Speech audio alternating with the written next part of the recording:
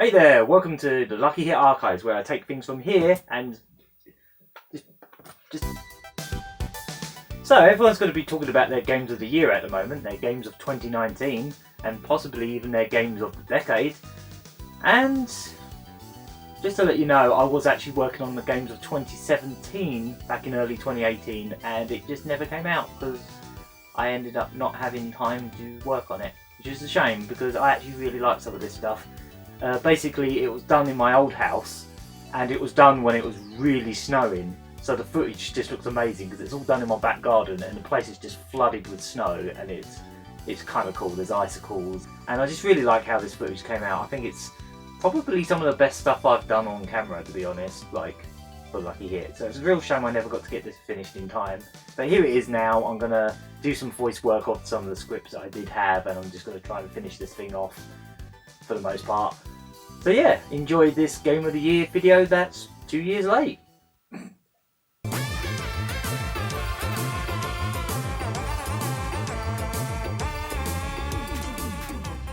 been a while, hasn't it? The last time I did a Games of the Year video was 2012? Bloody hell.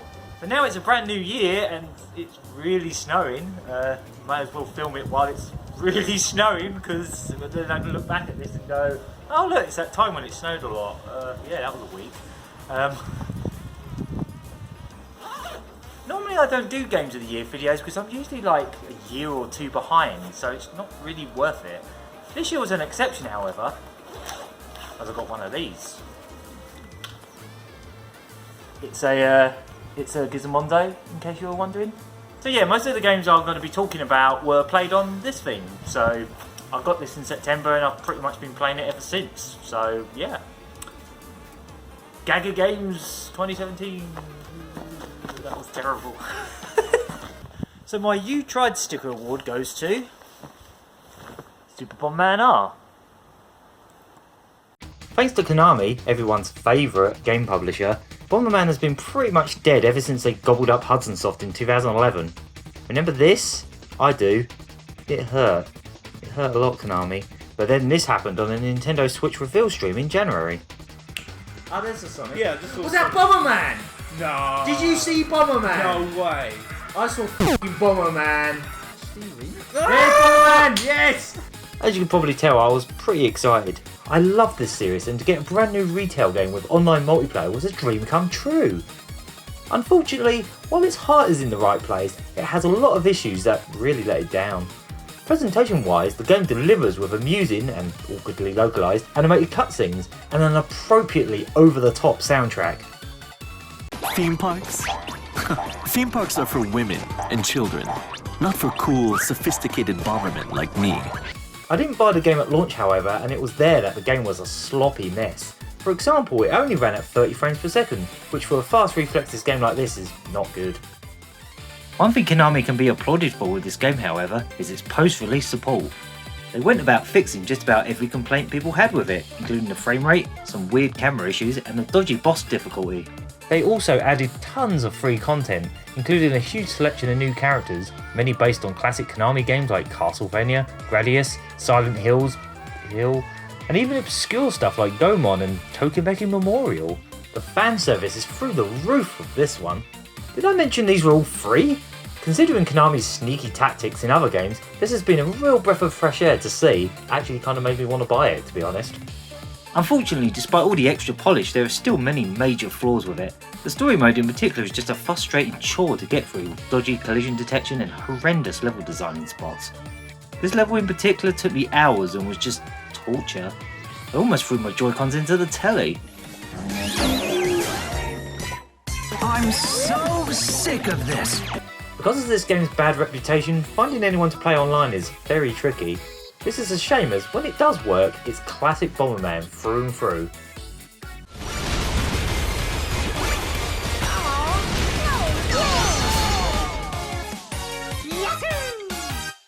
I hope Konami don't let the criticisms put them off and come back with a sequel that improves on what was started here.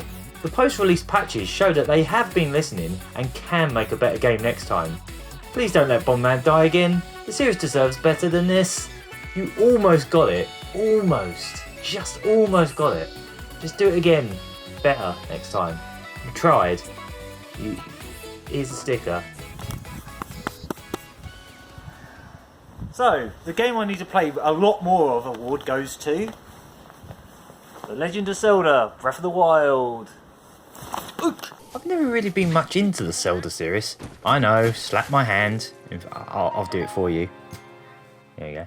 I played a chunk of Link's Awakening on the Game Boy as a kid and enjoyed my time with a rental copy of Four Swords Adventures on the GameCube, but otherwise I've tried to dip my toes into the series multiple times and just haven't been able to get into them. Even a game as beautiful as The Wind Waker had a hard time keeping me motivated to play it beyond a few hours, and I can't really pinpoint out why. In the case of this year's Breath of the Wild, however, they have finally broken this cycle of mine, this really weird, stupid cycle. Breath of the Wild throws away most of the rulebook that has been the basis of the majority of the 3D Zelda titles, and creates something totally new while also evoking the original NES game's sense of a massive world you could explore as you pleased. This might actually be the first Zelda game I have invested time into, and for the most part I've enjoyed a lot. It's oddly peaceful and relaxing to just explore the vast landscapes, climbing, riding a horse and stumbling upon Korok seeds.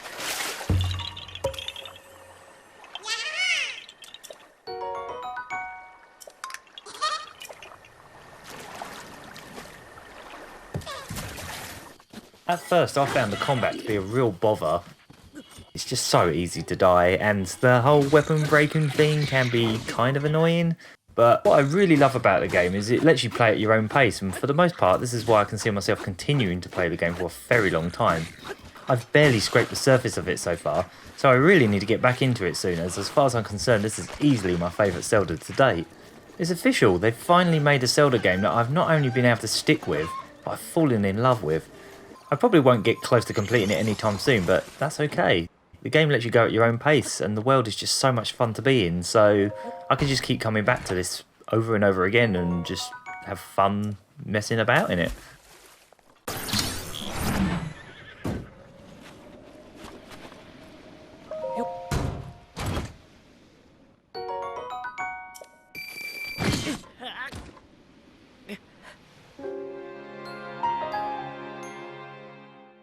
So my next award is for the Thank You for Finally Localising This Game awards, and that is Puyo Tetris.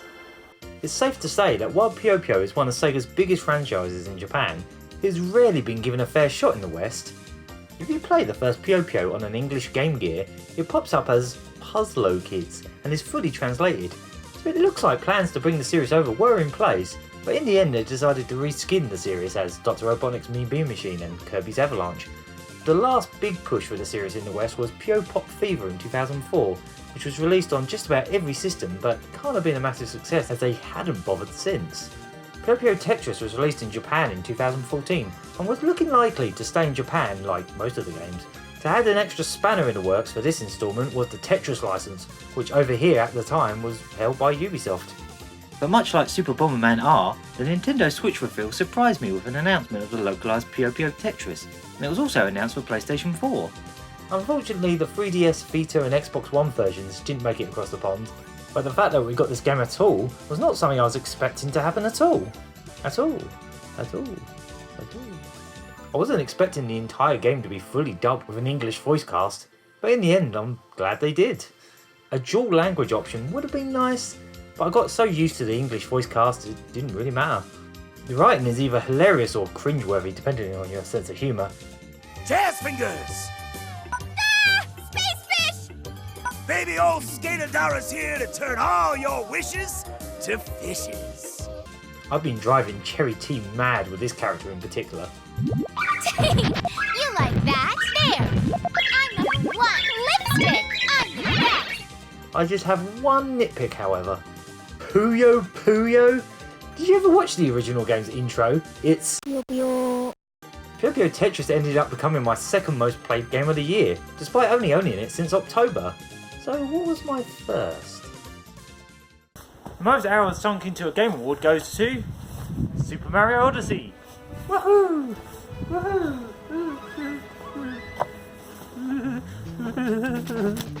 This really is the most fun to faff about in Mario game yet.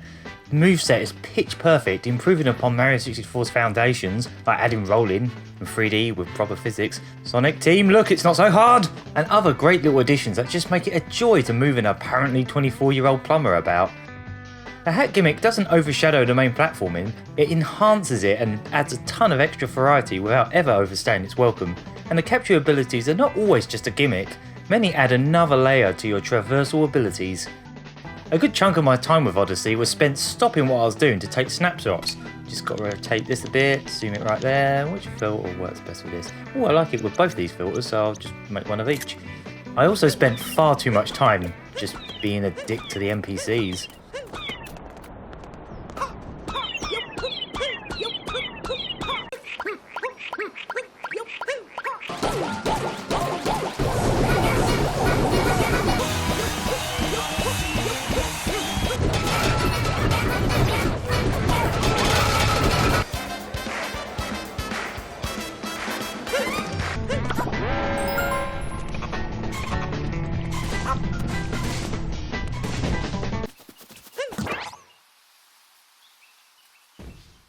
We joked about this game resembling Sonic Adventure a bit when it was first revealed in January, but exploring New Donk City actually gave me the same feeling I got the first time I ran around Station Square.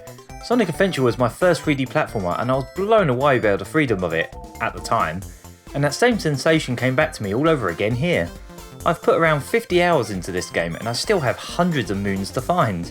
Some of them can be a little frustrating to get to as I'm not always brilliant at the platforming.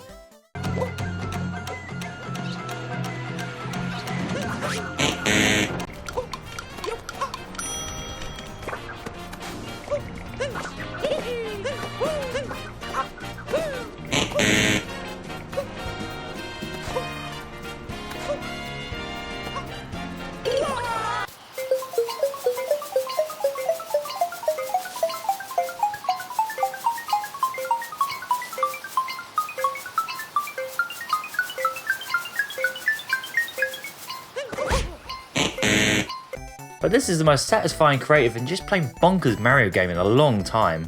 Or since Mario Maker anyway. More bonkers Mario please.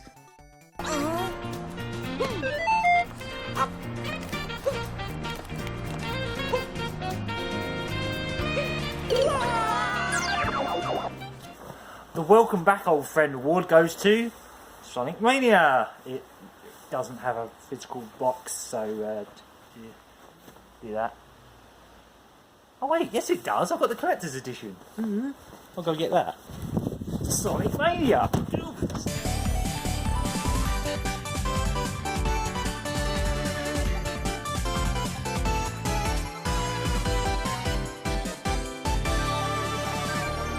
You must have known I was going to talk about this game, right? As a kid, I didn't even want to move on from the Mega Drive. I didn't even care for 3D. I just wanted more games like Sonic 3 and Knuckles. I wanted the Sonic 4. I sure got that, didn't I? As the game was due to release, I had the game pre-ordered on Steam, and with just 4 days to go, it was delayed exclusively for the one system I had to play it on for 2 weeks. This hit me hard, possibly more so than their inability to play a video game should do, but this was more than just any other video game release for me. So I had to essentially ban myself from all social media to avoid spoilers and also to avoid feeling left out. Thankfully Murray Curry offered to let me play the game on his Xbox One, so once he had completed it I ran over there for an all-nighter, which also ended up becoming a Let's Play, so my first sloppy, emotional playthrough is preserved for all to see. Now you could probably tell it did things to me. It's even got the music. It's got the 2-player versus music.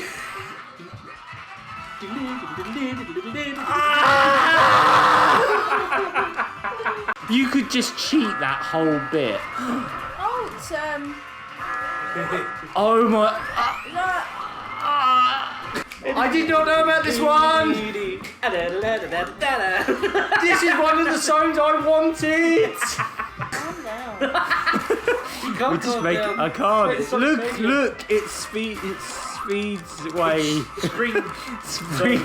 Springy zone. I can't. Fucking Christ, stop! Stop being so good! What? Press down.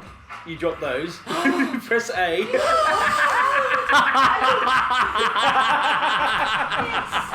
own back. Yes!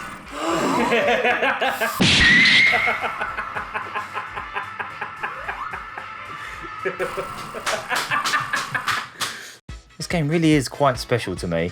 It made me feel like a child again. Not the man-child, like I am.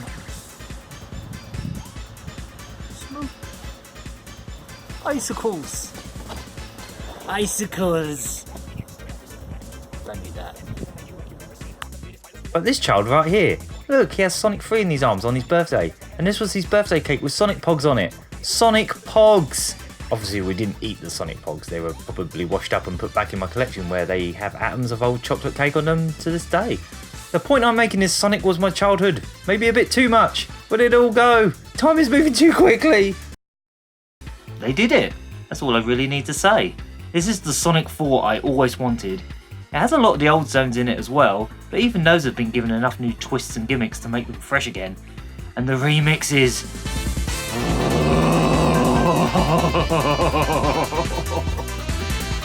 Yeah, they're really good. I'll probably go back and replay this from start to finish till the end of time. It's pure magic. The Blue Spears special stage is going to go do one though. The most relaxing game of the year award goes to Soldam. Damn. This is a remake of an obscure arcade game from the 90s, a puzzle spin-off to the slightly less obscure single-screen platformer Rodland, which I played a lot of as a kid on the Amiga. Up until now, Soldam only had a Game Boy port, and that was only released in Japan, so to see this get a remake now is surprising to say the least, and it is such an underrated classic.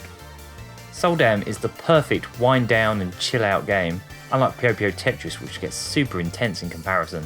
This is accentuated by possibly one of the best soundtracks for a puzzle game I have ever heard. I'm perfectly content to just sit here and listen to this for hours. I spent all of my Christmas playing this, mostly in handheld mode, when I should have been socialising with family and friends. It's incredibly simple to just jump in and play, but has a surprising amount of depth to it, helped by the smart decision to have the last cleared line stay at the bottom of the board, so it can be used to set up massive screen clearing combos. You also have to feed this creature on the side of the screen loads of a certain colour to evolve them into other creatures, mostly based on enemies from Rodland. Doing enough of this will eventually unlock the credits, as well as the ability to play the original arcade soundtrack, which is nice. So can we get more remakes of old obscure puzzle games on the Switch please? How about some Cleopatra Fortune, Baku Baku Animal, or Deron Dero Dero? Go on. You know you wanna. And these are my honourable mentions. I also really enjoyed these over the year, I just don't have as much to say about them. Birdie. Need a birdie. The Binding of Isaac Afterbirth Plus. I got the original game on Steam yonks ago and maybe played about 10 minutes of it, trying to get the controller working with it. Then the new Switch retail version popped up for 20 quid, so I gave it another shot and I'm so glad I did now. I finally get what everyone was raving about. There's just a seemingly endless amount of surprises tucked away in this that I can see myself coming back to it time and time again. It's a bit gross though, isn't it? Cuphead! Might be the most perfectly executed art style in a game ever? Yeah, probably. 1-2 Switch! It's pretty much a party trick and I'm not willing to pay what it goes for yet, but it's a lot of fun with a load of people. Go see our Let's Play of it, if you want. Nidhogg 2! Shut up, the art style's great, what is wrong with you people? Also, the new weapons really add even more depth to the brilliant combat. So there, whatever. Move on. Mario Kart 8 Deluxe! I wasn't planning to get this as I already had it on the Wii U, but it was bundled with my Switch and I'm glad it was. Remember in my Games of 2012 video when I said Nintendo really needed to pull their finger out for the next Mario Kart? Well they did, and this version has a proper battle mode, so now it's easily the best Mario Kart ever, as far as I'm concerned. Splatoon 2! This was also bundled with my Switch and it's more of the same, but that's not exactly a bad thing. This time I finally get to play Splatfests, as when I got the first game on the Wii U they were already over. Also that Salmon Run mode is so good. Strikey Sisters! These paddleball breakout Arkanoid thingy games always manage to sink their teeth into my brain. Every single time. Accounting Plus! I played this mere hours away from the new year, so I guess it counts. It was just kind of incredible, really. I can't think of a time when a game has made me feel overwhelmed with dread and anxiety quite like the situations you're plonked into in this. It's like living out a series of nightmares. It was just amazing. I've still got so many games from 2017 to catch up on, like Flint Hook and Arms and Wonder Boy Dragon's Trap and Tumblebee and Fire and everything and Wild Run Reloaded and Black Rage and Thunder and Password 2 The Starving Artist and Connor and Slip Clips and Generation. Look at that! Oh.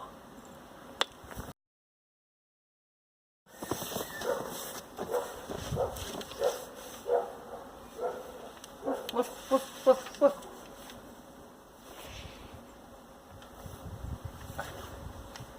I've still got.